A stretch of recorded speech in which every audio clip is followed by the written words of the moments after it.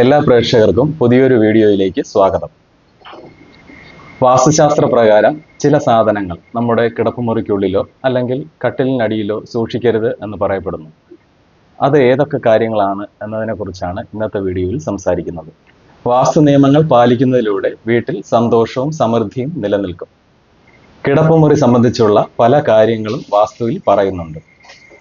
വാസ്തുശാസ്ത്ര പ്രകാരം നിങ്ങളുടെ കട്ടിലിനടിയിൽ ചില വസ്തുക്കൾ സൂക്ഷിക്കുന്നത് ഒഴിവാക്കണം. ഇത് കാരണം നിങ്ങളുടെ വീട്ടിൽ വാസ്തുദോഷം വർദ്ധിക്കുകയും നിങ്ങളുടെ മനസ്സ് അസ്വസ്ഥമായി തുടരുകയും ചെയ്യും.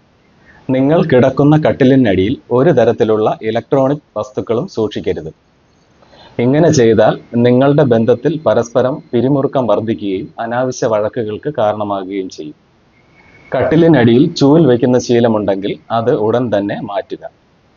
വാസ്തുപ്രകാരം ഇത് വീട്ടിലെ അംഗങ്ങൾക്ക് അസുഖം വരാനും അതുപോലെ സാമ്പത്തിക പ്രശ്നങ്ങൾ ഉണ്ടാകുന്നതിനും കാരണമാകും.